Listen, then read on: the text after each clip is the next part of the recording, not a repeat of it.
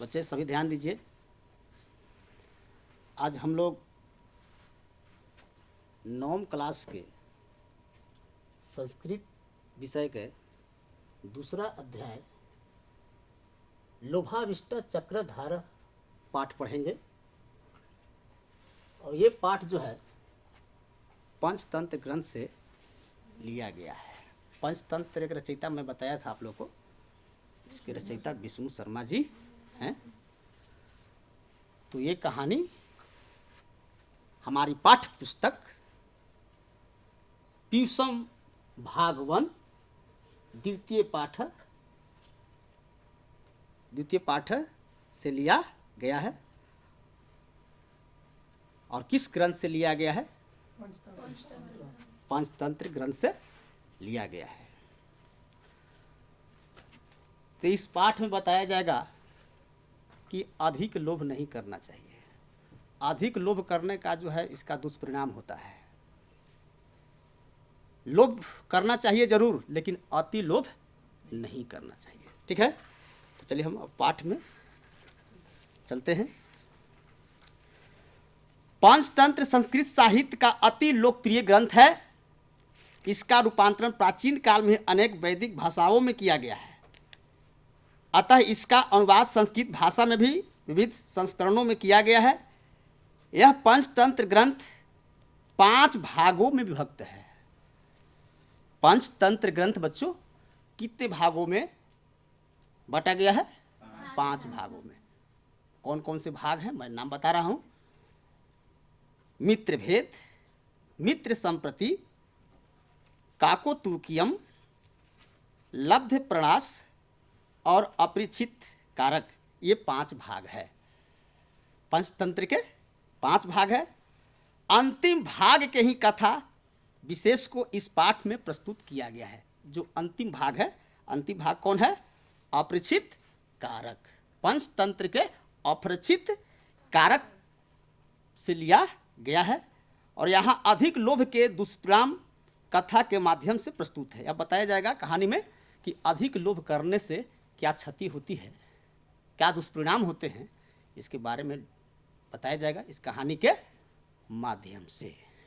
ठीक है, तो हम चलते हैं विषय वस्तु में। जो कहानी है उधर चलते हैं हम।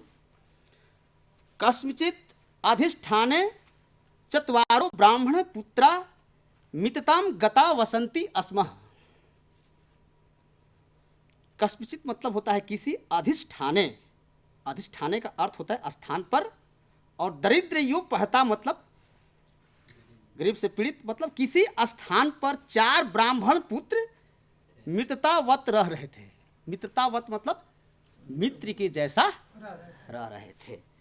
किसी स्थान पर 4 ब्राह्मण पुत्र मित्रतावत रह रहे थे। ते दरिद्र पहता मंत्रम चक्रु अहो अधिज्ञम दरिद्रता उक्तश्च। गरीबी से पीड़ित होकर उन्होंने विचार किया कि अरे गरीबी जो है बहुत बुरी चीज है। गरीबी क्या है? बहुत बुरी चीज है। और कहा गया है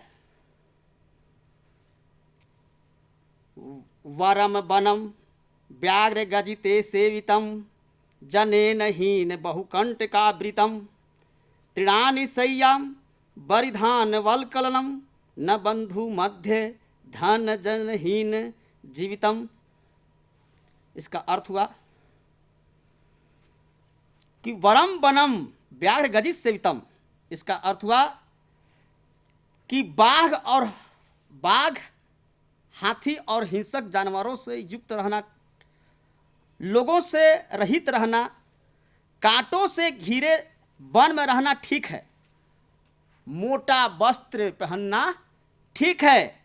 घास के बिछावन पर सोना ठीक है। लेकिन अपने भाइयों में, बच्चे आप लोग भी समझे कि किसी स्थान पर कितने ब्राह्मण रहते थे?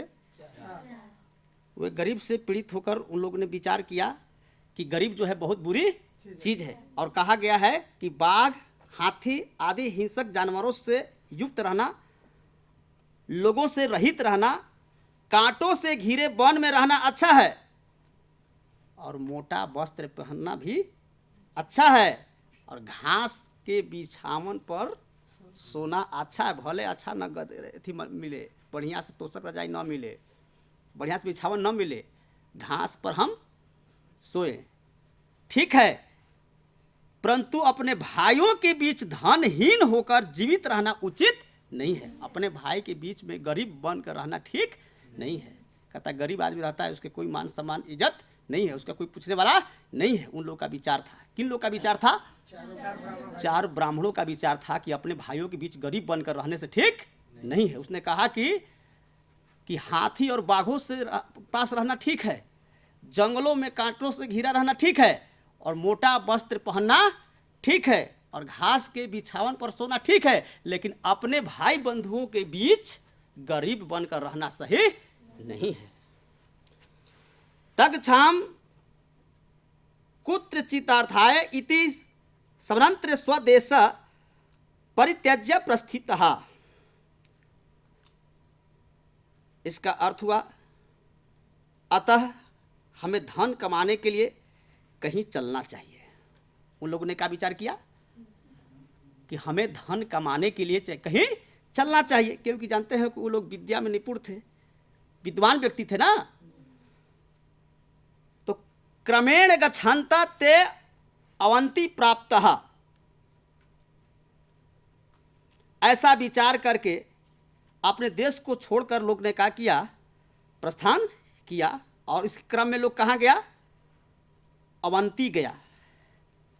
अवंती एक जगह का नाम है। उस अवंती के पास गया।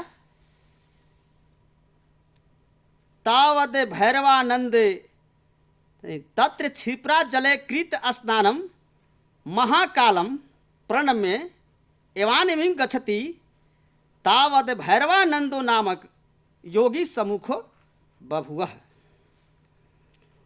वहाँ क्षिप्रा नदी के जल में स्नान करने के बाद महाकाल को प्रणाम करके जब वे वहाँ से निकलते हैं तो उन्हें भैरवानंद नामक जोगी सामने दिखाई पड़ता है।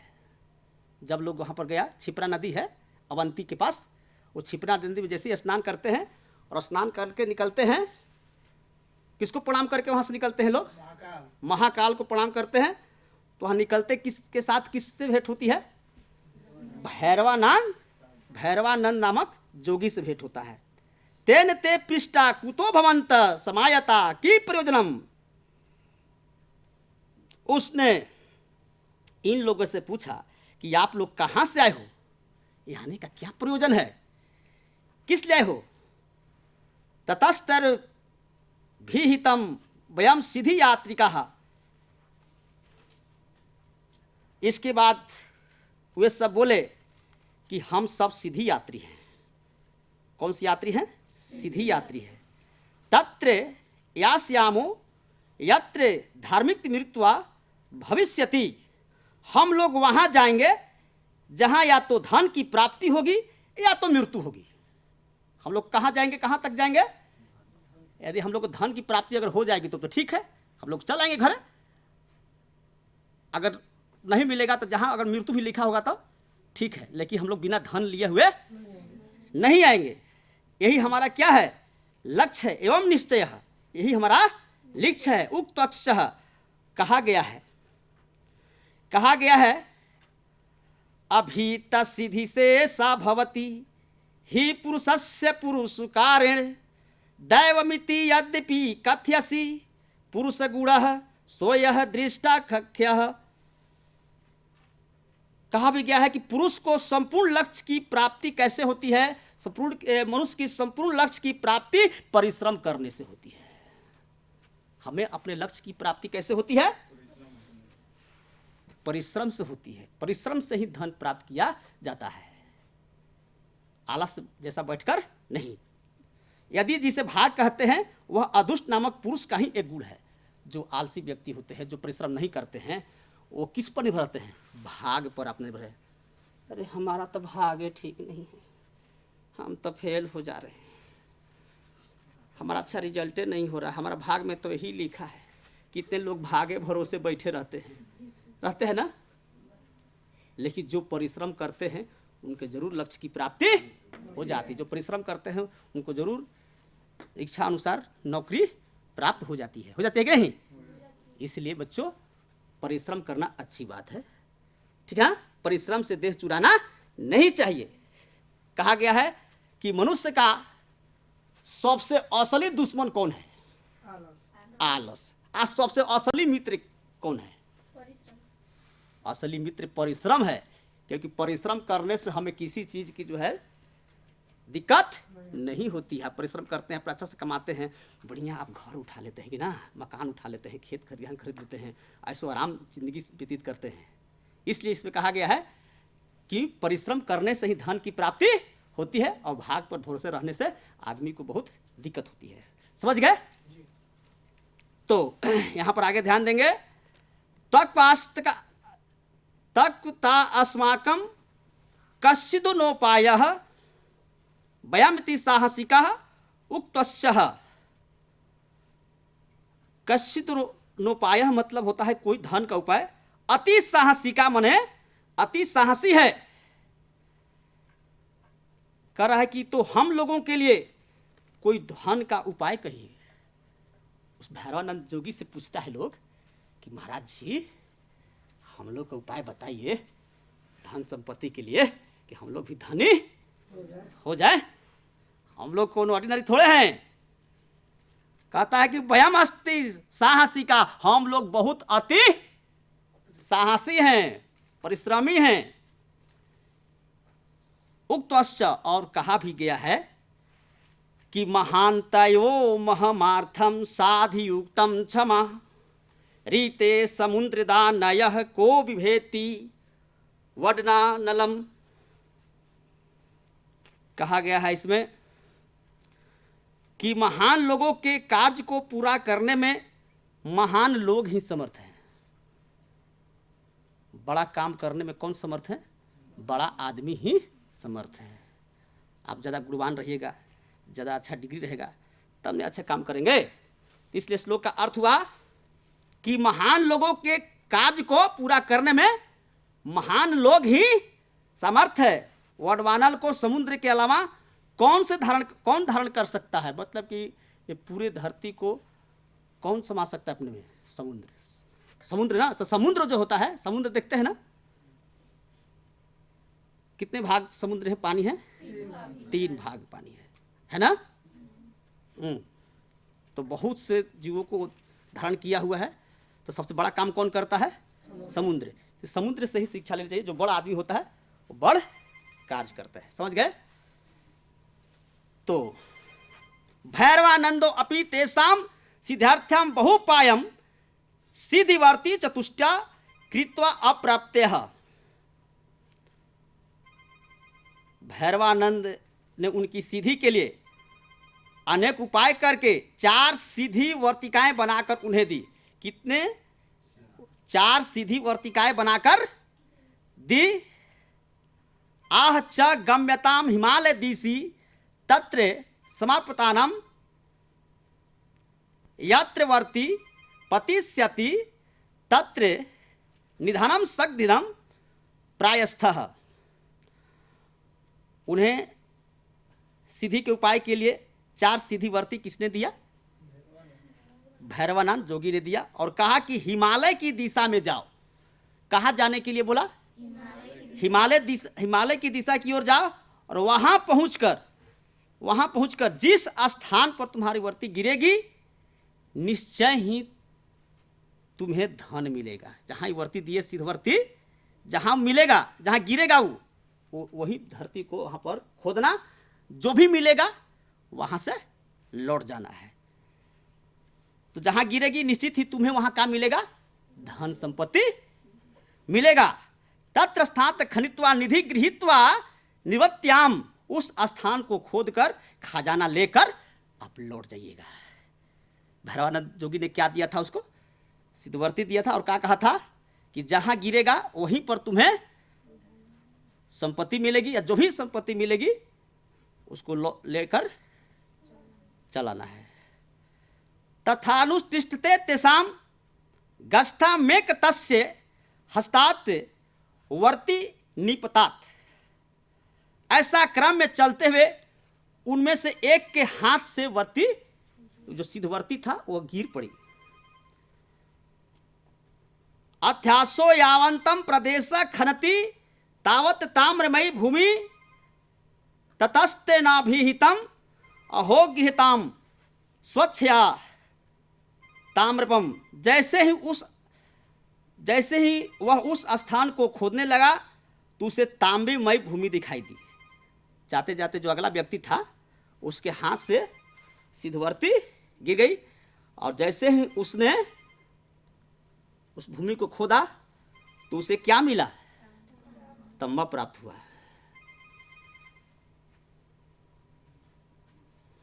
क्या प्राप्त हुआ? तांबा। तत्वस्न भी तम हो गृहताम स्वेच्छा ताम्रम। अन्य साथियों से कहा, अरे इसमें से हमें स्वेच्छा से तांबा ग्रहण करना चाहिए, जो भी हो हमारे लिए सही है। हमारे लिए इतना ही भाग में लिखा था, हमारे लिए सब यही था, इसीलिए इच्छा पूर्वक इसको तांबा को ग्रहण करो और यहां से चलो। अन्य प्रोचु भो मूढ़ किमनेन क्रियते। दूसरों ने कहा, अरे मूर्ख, इसे लेकर हम क्या करेंगे? तांबा से हमारा कौन गरीबी दूर होगी? इसके अधिक होने पर भी हमारी गरीबी नष्ट नहीं हो सकती। दूसरा ने क्या कहा? करे मूर्ख, इससे क्या हो सकती है? इससे हमारी गरीबी दूर नहीं हो सकती है। तदुष्टि आगतो गच्छामः। अब उठो, आगे चलें।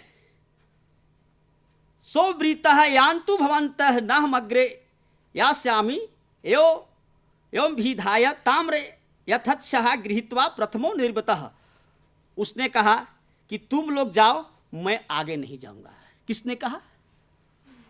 वो प्रथम आदमी जो आगे था, उसको जो तांबे प्राप्त हुआ, उसने कहा कि हम आगे नहीं जाएंगे।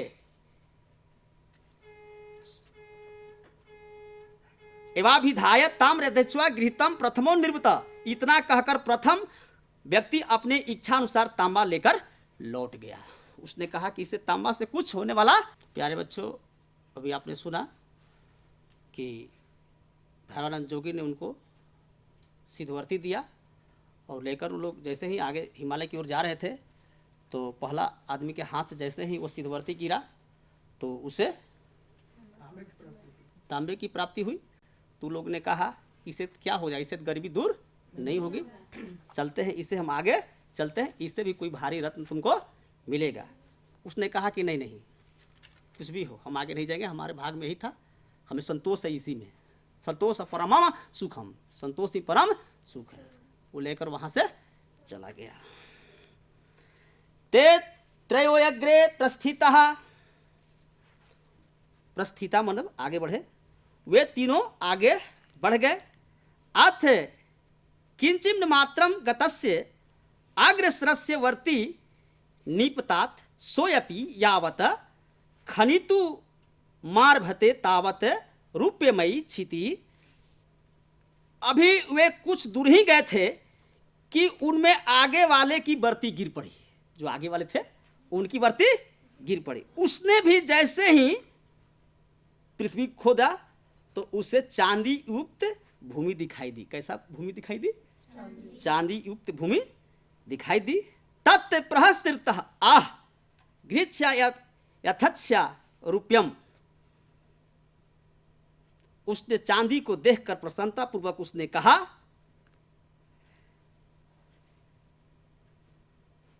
किंतु अपरो अकथम अवगम्य यास्वावः एवमुस्त द्वापयग्रहे प्रस्थित हो।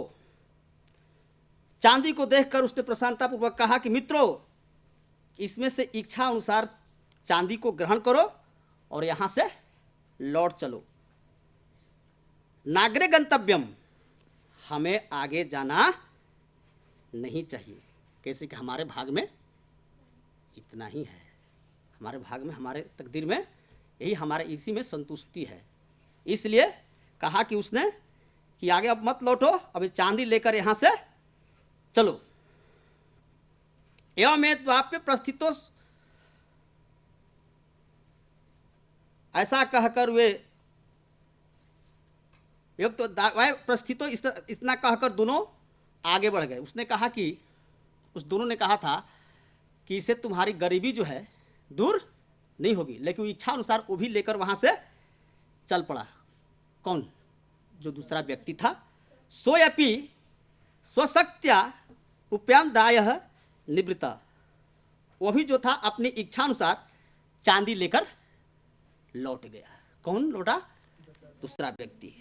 अथ तयोरपि गस्तोत्रो क्या सग्रे वर्ती पपात सोयपि पृष्ठो यावत खनति तावत स्वर्णभूमि दृष्ट्वा प्राह भोग्यताम स्वच्छया स्वर्णम।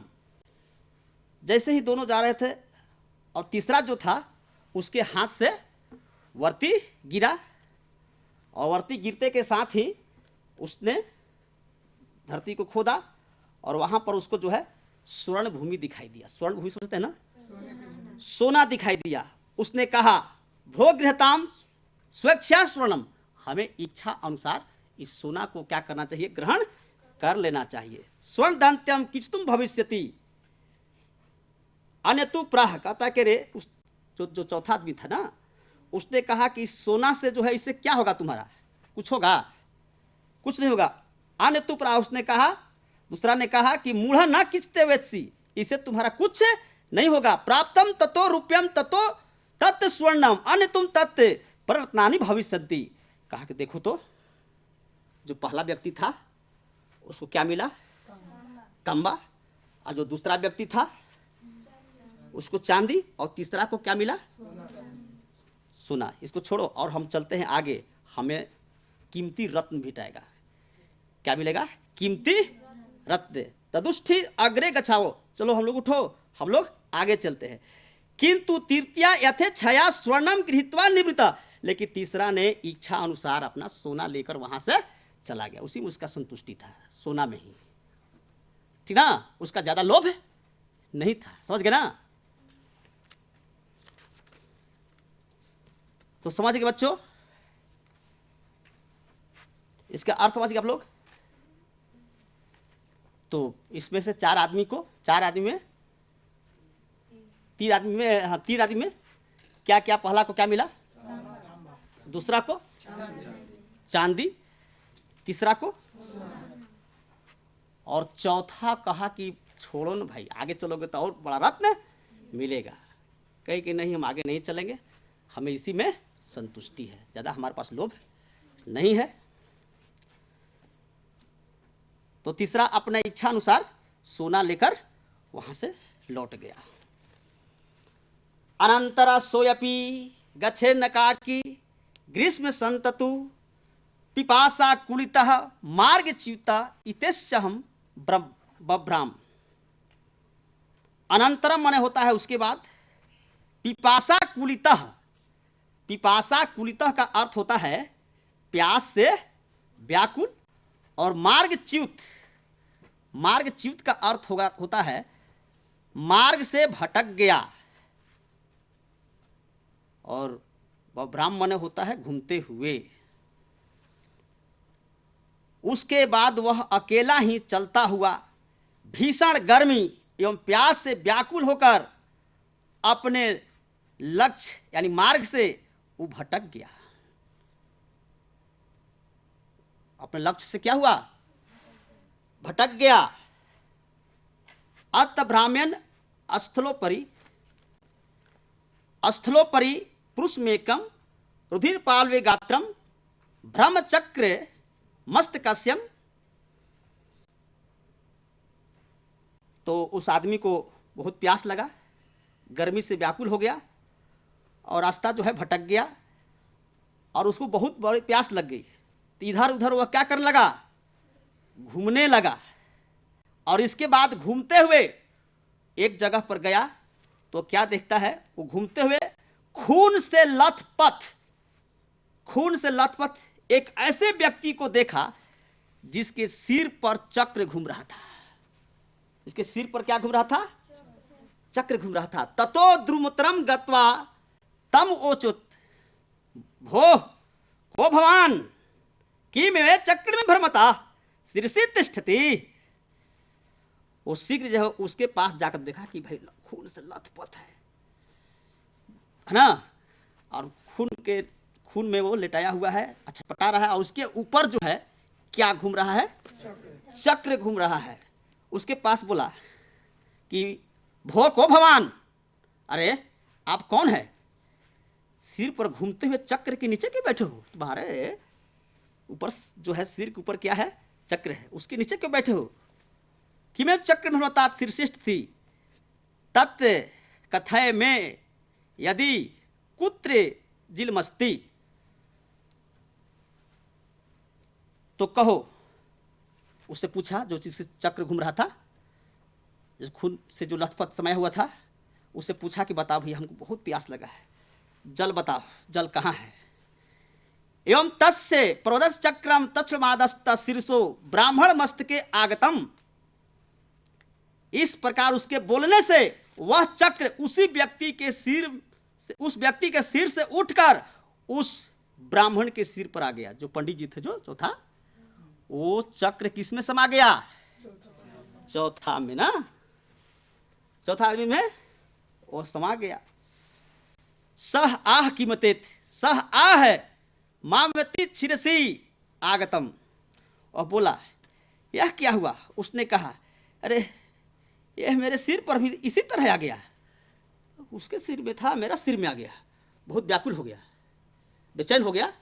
वो चक्र उस व्यक्ति में था ना जो खून से लथपथ था, तो उस चक्र किसके सिर में आ गया, महती में वेदना वर्तते, उसको बहुत वेदना होने लगा, दर्द होने लगा। सह आह यदा त्वामी त्वमिव कश्चितम धीत सिद्धि वर्ति गाम्यम तो मालिद्यस्ति तदा तस्य मस्तके गमिष्यति। वो बोला कि तो कहो यह कब उतरेगा, तो मुझे बहुत पीड़ा दर्द हो रही है। वो बोला तो दर्द हो रहा है। सह आहयद यदा त्वमिव कश्चितम धृत श्रीधे वर माँ गत्य तो मालपीष्यति तदा तस्य मस्तके गमिष्यति, मुझे बहुत पीड़ा हो रही है, कोई कब उतरेगा। तो वह बोला कि आपके ही तरह जब कोई दूसरा व्यक्ति सिद्धवर्ती लेकर आएगा और तुमसे कहेगा, तुम जैसे मुझसे कहा उसी तरह से कहेगा, तो आपके सिर से उठकर ये चक्र जो है उसके सिर पर चला जाएगा और तुम छुटकारा तुमको मिल जाएगा। समझ गए क्या कहा उसने। आप कहेगा कि कहाँ जल है, आज इतना पूछेगा तब हम जाएंगे। इक्तुता सह गतः अतः उच्यते, इतना कहकर वह चला गया। अतः उच्यते, और कहा गया है कि अति लोभो न कर्तव्यो लोभम नयो परित्यजेत अति लोभाभिभूतस्य चक्रम भ्रमति मस्तके। इसलिए कहा भी गया है कि न तो अधिक लोभ करना चाहिए और नहीं लोभ को त्याग भी करना चाहिए। और जो व्यक्ति अधिक लोभ करता है उसके सिर पर चक्र घूमता है। जो अधिक लोभ करता है उसके सिर पर चक्र घूमता है। बच्चे आप लोग अच्छा से समझ गए, ठीक है बच्चे। हम लोग अगला दिन अगला लेसन पढ़ाएंगे, ठीक।